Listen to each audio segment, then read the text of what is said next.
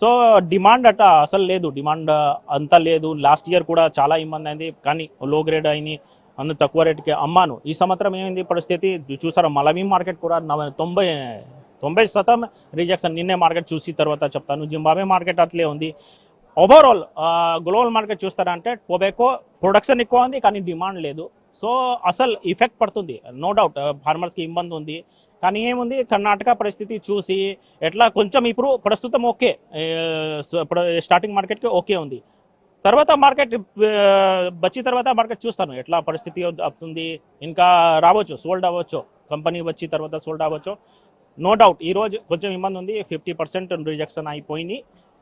ఇక్కడ ప్రధానంగా చెప్పాలనుకుంటే కంపెనీల వాళ్ళని బోర్డు అధికారులకు సరైనటువంటి గట్టిగా వాళ్ళ మీద అజమాయిషి చూపట్లేదు, కంపెనీల వాళ్ళందరూ కూడా అటెండ్ అయ్యేటట్లు చూడట్లేదు అన్నారు. సుమారు మీ కాడ 14 కంపెనీలు ఉంటే ఈ రోజు కనీసం 5-6 కంపెనీల వాళ్ళు కూడా అటెండ్ అవ్వన పరిస్థితి ఉంది.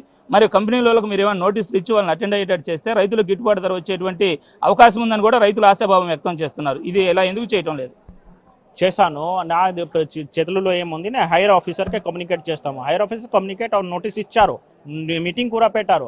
కానీ ప్రస్తుతం చెప్పాను కదా, కర్ణాటక మార్కెట్ క్లోజ్ తర్వాత కొన్ని మంది బస్తారో తర్వాత ఎప్పుడు చెప్పారో 14 మెంబర్ నుంచి 5 మెంబర్ 6 మెంబర్ పార్టిసిపేట్ చేస్తారంటే డిమాండ్ అంతే ఉంది. అతనికి ఆప్షన్ లేదు ఇప్పుడు ఈ పొబాకో, అంటే ఇరిగేటెడ్ పొబాకో ఆప్షన్ లేదు, అంటే కొంటలేదు.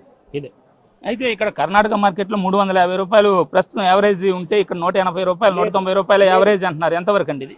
లేదు, అదే 300 యావరేజ్ మీరు చెప్తారా, అస్సలు రాంగ్ ఉంది. 300 యావరేజ్ లేదు ఇప్పుడు ప్రస్తుతం.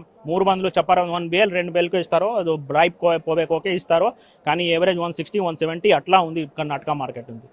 కర్ణాటక మార్కెట్ స్టార్టింగ్లో ఇచ్చారు మార్కెట్, కానీ ఇది జిఎస్టీ పెరిగింది తర్వాత, కంపెనీ జిఎస్టీ సిగరెట్ పైన జిఎస్టీ పెరిగింది తర్వాత మార్కెట్ అట్లే ఉంది. అంటే ఈ రేట్లు పడిపోవడానికి జిఎస్టీ పెరుగుదలే కారణం అనుకుంటున్నారా?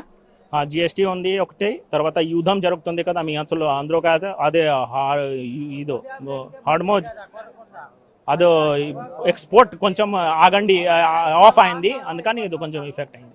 లాస్ట్ ఇయర్ కూడా ఇలాగే పొగాకు కొనుగోలు లాగిపోయి రైతులందరూ ఇబ్బంది పడే పరిస్థితుల్లో ప్రజాప్రతినిధులు నేరుగా కలుగు చేసుకుని కొనుగోలు కేంద్రాలకు వచ్చి పొగాకు కొనుగోలు చేయాల్సినటువంటి పరిస్థితి వచ్చింది. ఈసారి కూడా అటువంటిది ఏర్పడచ్చా? నాకు ఐడియా లేదు, ఇప్పుడు ఫ్యూచర్ ఏం అవుతుంది నాకు ఐడియా లేదు. ప్రస్తుతం మార్కెట్ చెప్తాను. ఇప్పుడు రేపు ఏం అవుతుంది, రేపు ఇదే మార్కెట్కి రావచ్చు, ఏది తక్కువ రావచ్చు. ఈ మార్కెట్ ఇదో డిమాండ్ మార్కెట్, కమర్షియల్ క్రాప్ కాబట్టి సప్లై డిమాండ్ పైన మార్కెట్ వస్తుంది. రేపు ఇంటర్నేషనల్ మార్కెట్లో డిమాండ్ వస్తుంది, అప్పుడే డిమాండ్ కొంటారు.